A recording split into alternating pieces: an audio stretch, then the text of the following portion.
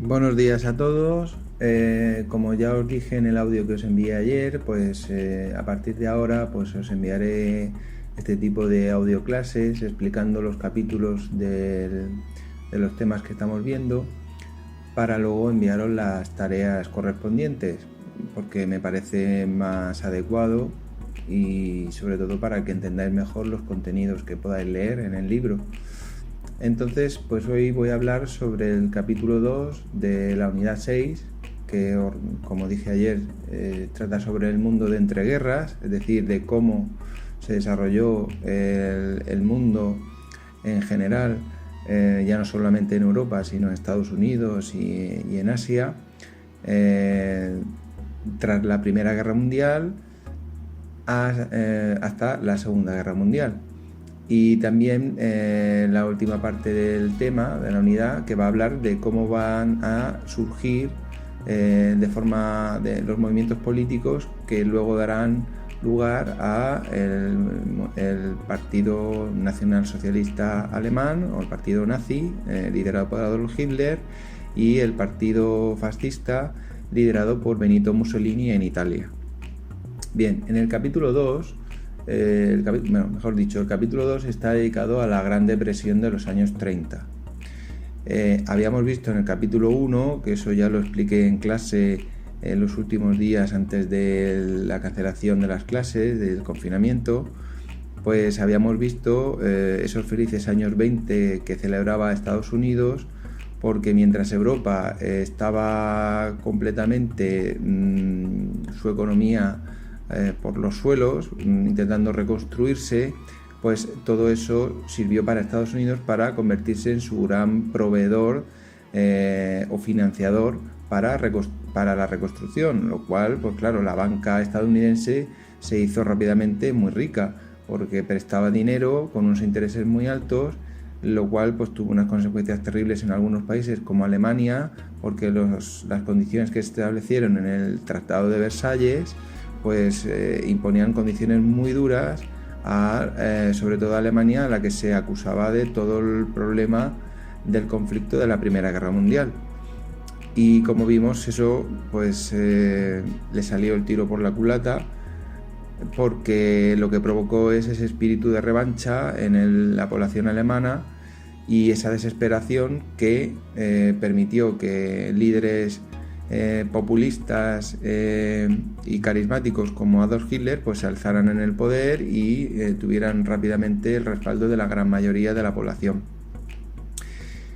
Bien, en cuanto a la Gran Depresión, pues es muy importante este punto porque, como ya os dije en clase, fue la primera gran depresión del capitalismo moderno, y ahora cuando lo estudiemos pues veréis que tiene muchas similitudes con las distintas crisis que se han producido y sobre todo con la que habéis vivido, porque no os penséis que la crisis que se inició en el 2007 fue la única que ha habido después del crash del 29, ha habido otras muchas.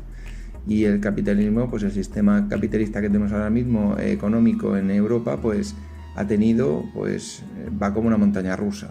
Tiene momentos de alza y tiene momentos de auténticas crisis y de auténticos batacazos. Y precisamente la crisis del 29 lo que nos enseña es aquello que deberíamos evitar y qué medidas se podrían tomar en caso de que ya sea inevitable que haya una crisis. Ahora mismo, pues por ejemplo, en la situación en la que estamos, pues aparte de la crisis de la epidemia del coronavirus, pues sabemos o ya intuimos que esto va a tener consecuencias económicas por el frenazo de la economía al cerrar por la mayoría de las actividades económicas. ¿Qué pasó en 1929, a finales de esa década dorada de Estados Unidos que celebraban con esa cultura del jazz, del Charleston, con esas figuras emblemáticas como la de Louis Armstrong, que a lo mejor vosotros no la conocéis, pero vuestros padres seguro que sí, y sobre todo si les mencionáis la película Casablanca, en la que Humphrey Bogart e Ingrid Bergman pues están en un bar o en una especie de restaurante y precisamente Louis Armstrong es quien está al piano y canta una de las canciones más emblemáticas de su repertorio.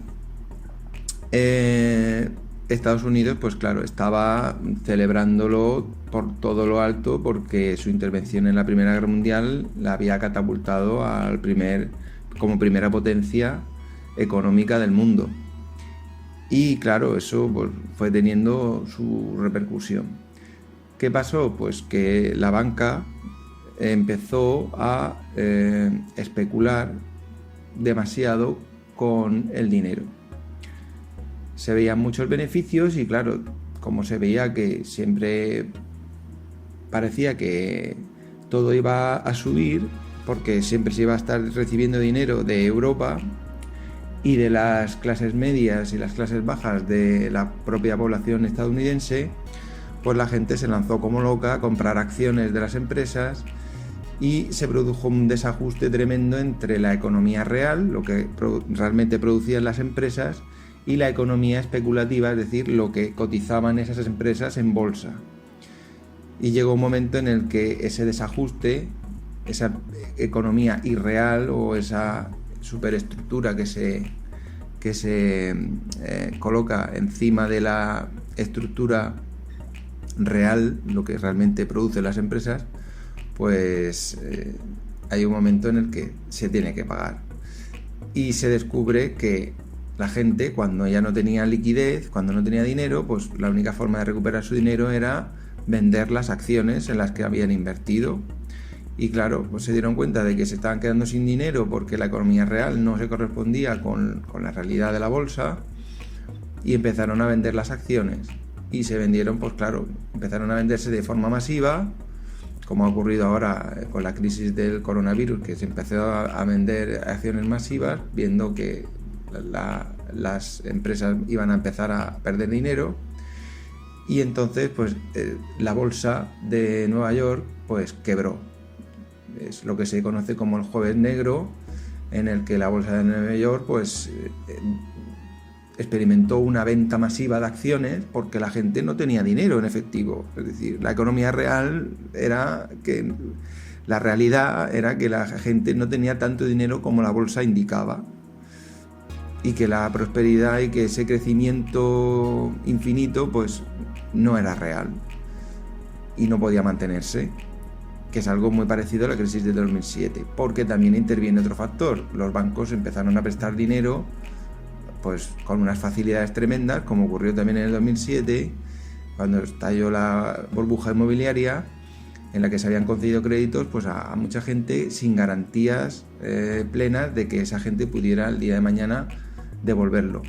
¿Por qué? Porque pensaban que el mercado inmobiliario nunca iba a dejar de subir. Craso error, porque solo tienes que estudiar historia para saber que todos los movimientos especulativos llega un momento en que explotan, igual que ahora mismo explotará la burbuja del alquiler cuando la gente ya no pueda pagar el alquiler. Y entonces pues todas esas inversiones que se hayan producido en ese sector, pues la gente empezará a vender las acciones porque no tiene liquidez, no tiene dinero. Y así se produjo lo que se denomina el crack del 29, ¿vale?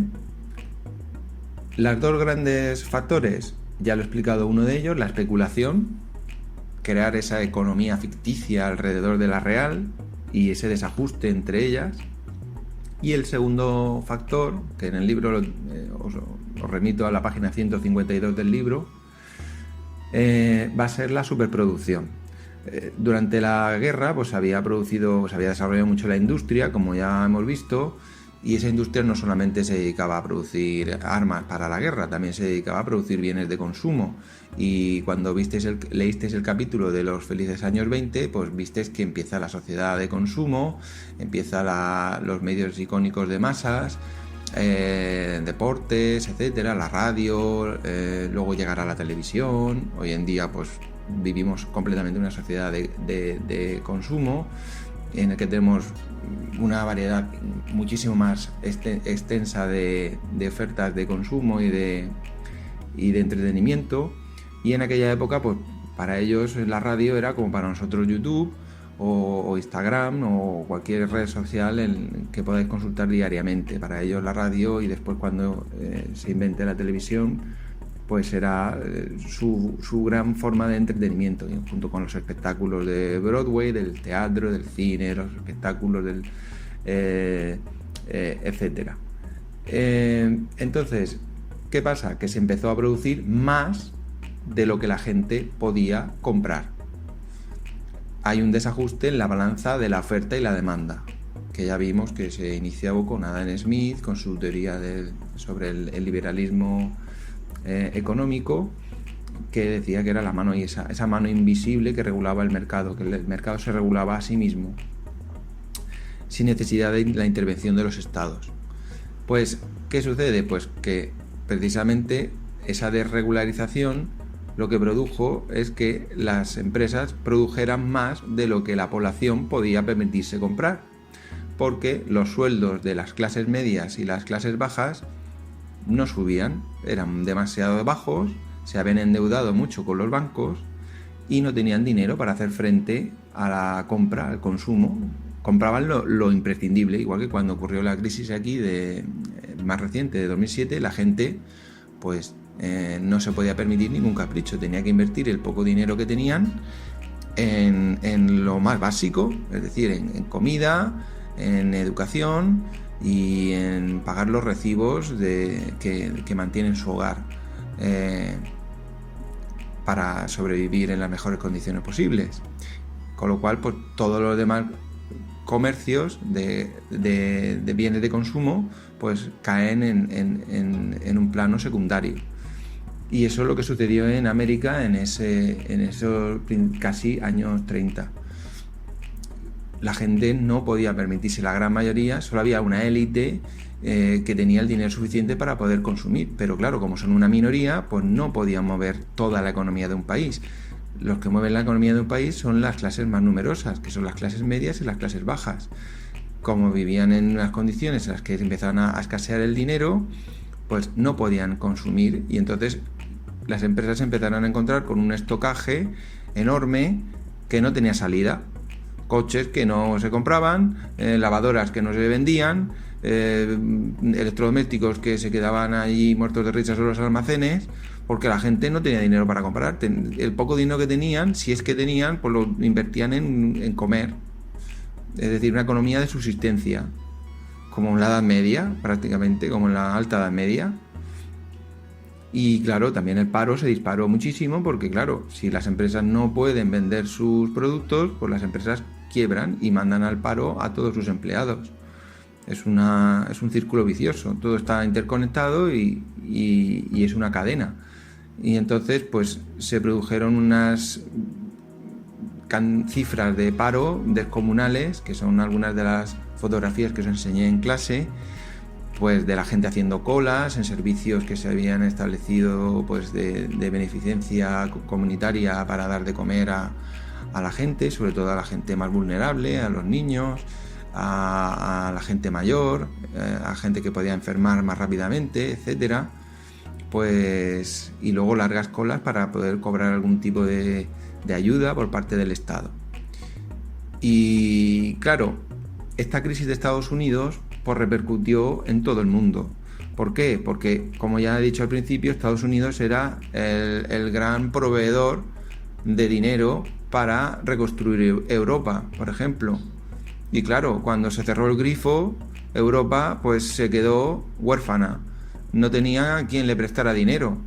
Y entonces esta crisis de Estados Unidos, debido a esos dos factores, la superproducción que no encontraba compradores y a la especulación que había creado una economía que no se correspondía con la real, pensando solamente en un beneficio que crecería de forma infinita, lo cual es totalmente irracional, porque si vivimos en un planeta con recursos limitados, no puede haber nunca un crecimiento infinito económico. Siempre habrá un momento en el que se colapse el sistema. A partir de esto, pues claro, Europa, Estados Unidos entraron todos en contagio de esta crisis económica porque estaban todos ya interrelacionados entre sí económicamente, es decir, en la economía financiera. Estados Unidos, como ya digo, pues era el principal proveedor de financiación para la reconstrucción de Europa y para curar todas las heridas de guerra de la Primera Guerra Mundial. Y de repente, pues de la noche a la mañana se quedaron sin esa fuente de riqueza. Y claro, al quedarse así, pues no podían hacer frente a los préstamos que habían adquirido, los compromisos que habían adquirido con Estados Unidos, porque claro, Estados Unidos, al verse en la quiebra, pues empezó a exigirle a Europa pues todo lo que le debía. Y era pues otro círculo vicioso, porque Europa no podía todavía, estaba en plena reconstrucción y no tenía de dónde sacar el dinero que le exigía a Estados Unidos. Así que, pues, un desastre. Fue terrible, os enseñé imágenes muy duras, pero que son reales, de la época, pues, gente, pues, mujeres con niños viviendo, pues, como podían en las calles, tirados por las calles, pasando hambrunas, pues, lo mismo que os podíais imaginar en la Edad Media cuando la visteis en su momento, pero en zonas urbanas. Gente muriendo de hambre y fue pues muy duro para la sociedad americana y para la sociedad europea también. Bueno, la sociedad europea ya estaba hecha un desastre después de la Primera Guerra Mundial. Estados Unidos no, fue su primer batacazo, porque Estados Unidos tuvo bajas en la Primera Guerra Mundial, pero las tropas que se desplazaron. En Estados Unidos no sufrió, como en la Segunda Guerra Mundial, ningún ataque por parte de la Triple Alianza. Entonces, por eso empezaron a despuntar esos rascacielos, el skyline típico de Nueva York, de Manhattan. Empezó a crearse esa euforia de los años 20, porque ellos, igual que por ejemplo Suiza, pues se mantuvo neutral, no se mantuvo neutral, intervino en la guerra, pero no sufrió las repercusiones, las consecuencias de la guerra. Todo lo contrario, se enriqueció con esto, porque se convirtió en la principal fuente de financiación para todo el mundo, que había sufrido, sí, de primera mano en Europa, la guerra. La segunda parte del capítulo 2, en la página 153, os invito a que cojáis el libro, pues trata precisamente de cómo, dicho en plata, pues el presidente en ese momento de los Estados Unidos, en 1933, Franklin Delano Roosevelt, pues se tuvo que gestionar este marrón. Perdonad la ordinariez, pero es que tenía por delante la responsabilidad de sacar adelante a su país, a un país que estaba emergiendo como una gran superpotencia económica y que de repente se había llevado el mayor batacazo económico que se podía recordar desde los batacazos de la Edad Media. Entonces, todos los grandes intelectuales económicos de Estados Unidos pues fueron reclamados por Franklin Delano Roosevelt para crear un plan de choque que hiciera frente a esta situación de crisis, que es lo que se conoce como el New Deal o Nuevo Acuerdo. ¿En qué consistía este nuevo acuerdo? Pues en invertir en obras públicas, es decir, poner a la gente a trabajar mediante dinero producido por el Estado, en este caso la Reserva Federal de Estados Unidos, que tiene la posibilidad de producir dinero, tienen las máquinas de estampillar billetes y empezaron a crear dinero para financiar obras públicas, es decir, mejorar las infraestructuras del país, construir más rascacielos, más puentes, más carreteras, mejorar las tecnologías de la industria para aumentar la productividad, que ya os dije que no la confundáis con la producción, no es lo mismo producir, que es cantidad, que productividad, que se refiere a la eficiencia y a la calidad.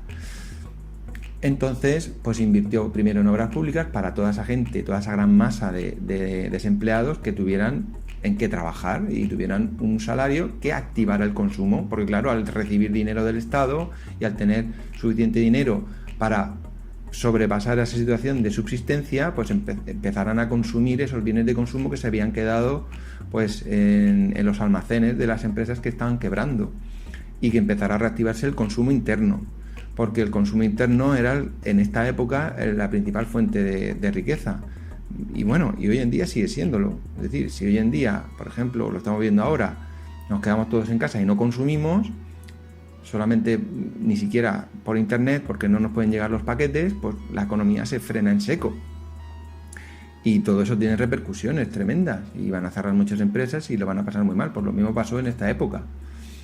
Se necesitaba que las clases medias, las clases trabajadoras y las clases bajas pues tuvieran trabajo y un dinero suficiente para que hubiera un excedente de ese dinero que les permitiera pues dedicarlo a los bienes de consumo que no eran los de primera necesidad.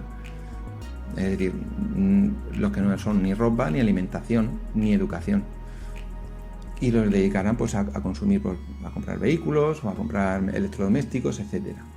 Luego lo que hizo también fue darle subvenciones a los agricultores para que el precio de los alimentos pudiera subir y compensando sus pérdidas, y de alguna forma así aumentaran también los beneficios de las clases dedicadas al sector primario.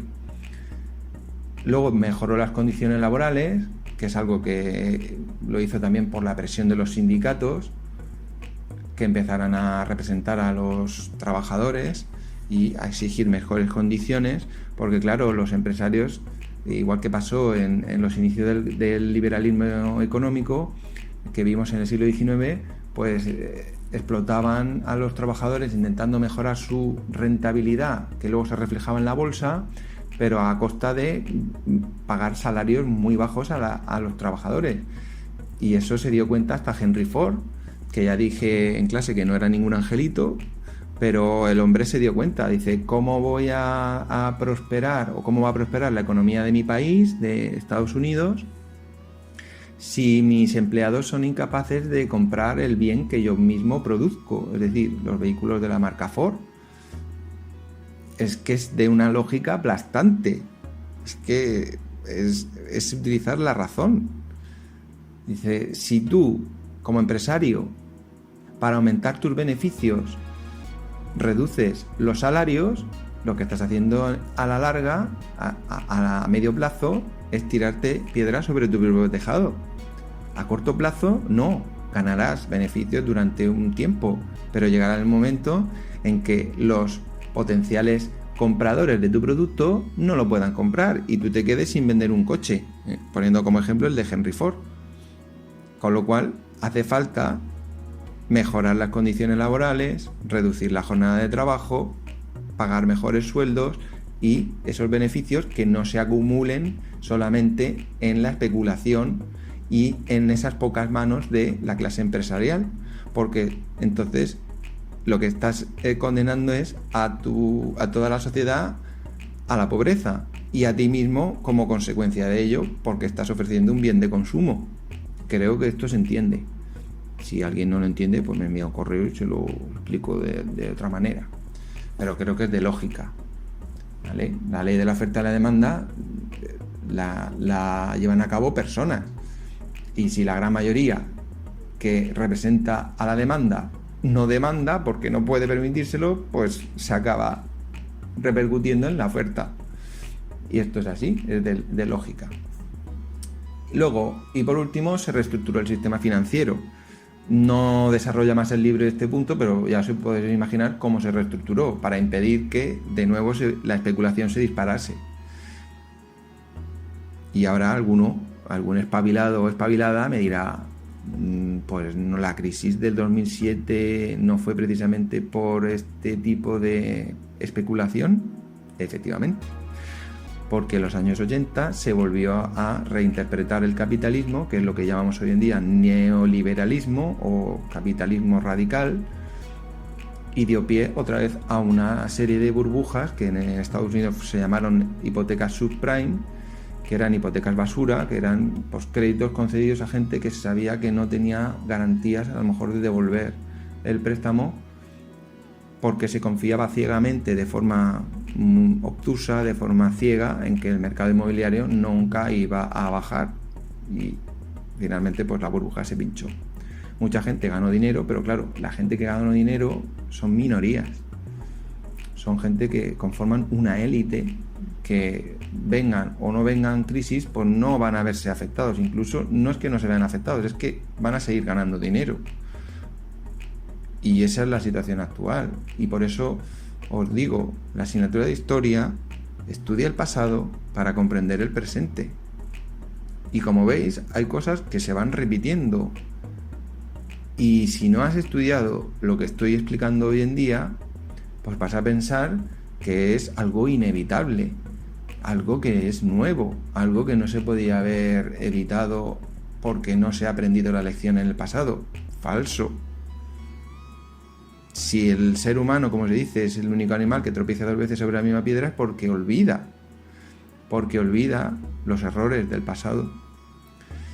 Bien, y por último os dice que la Sociedad de Naciones, lo que es el precedente de la actual ONU, Organización Nacional de Naciones, que me lo supo decir muy bien en clase Álvaro, lo recuerdo todavía, pues convoca a la Conferencia de Londres con el objetivo de tomar medidas económicas conjuntas para salir de la crisis. Es decir, tenían claro que si Europa y Estados Unidos no estrechaban la mano para salir de esta, no iban a poder salir de esta. Y por eso se crea la Conferencia de Londres. En Londres, ¿por qué en Londres? Alguien también ahí dirá, pues porque ya sabemos que Londres fue la cuna del liberalismo económico y fue la metrópoli de la que partió luego Estados Unidos, aunque luego Estados Unidos se independizara y renegara de ella. Pero Londres seguía teniendo un peso tremendo en la economía mundial, en las decisiones de la economía mundial. Y luego veremos en la Segunda Guerra Mundial que su protagonismo será crucial también en el conflicto. Y así, pues nada, se creó una especie de coalición internacional para intentar supervisar la economía a nivel mundial para que este tipo de crisis devastadoras no se volvieran a producir. Pero lamentablemente se han vuelto a producir. Bien porque la especulación se ha vuelto otra vez a disparar y a separarse de la economía real, como sucedió en el 2007, o bien porque te puede venir una pandemia como la que estamos sufriendo hoy en día, que eso ya no lo controlan los gobiernos, y si no estás preparado y no has hecho los deberes en su momento, pues te puede pillar, pues como a muchos países de la Unión Europea, que los ha pillado, pues que como a Italia o España, pues le va a pasar una factura tremenda.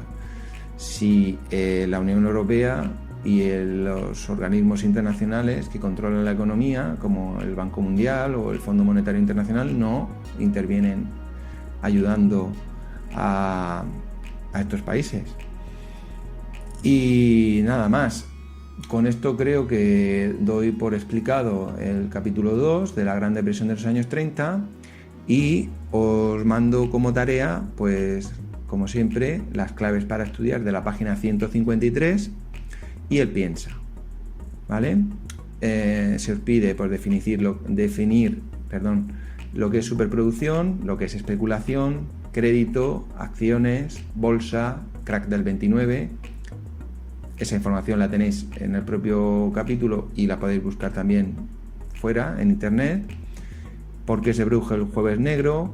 ¿Qué efectos tuvo en las actividades bancaria, industrial y comercial de Estados Unidos? ¿Por qué el crack del 29 desencadenó una crisis mundial? Que eso sí lo he explicado.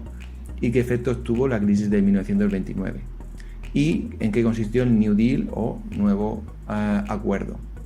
Y por último, el piensa, que siempre os propone pues, un tipo de reto para reflexionar, para ver si lo que habéis entendido pues lo sabéis aplicar de forma práctica. ¿Qué semejanzas encuentras entre la crisis de 1929 y la iniciada en 2008? Con este audio creo que tenéis ya prácticamente hecho el piensa. Y nada más. La entrega de las tareas, pues hasta lo puedes hacer durante el día de hoy hasta las 12. Bueno, si mañana a mediodía, debido a que el audio lo voy a entregar a mediodía, pues voy a alargar la fecha, no va a ser hasta las 12 de hoy, sino hasta mañana, pues tenéis tiempo para entregarme la tarea, hasta mañana a las 12. ¿De acuerdo? Y nada más, con esto queda explicado y ya os he mandado la tarea. Un abrazo a todos, espero que estéis bien y nada más.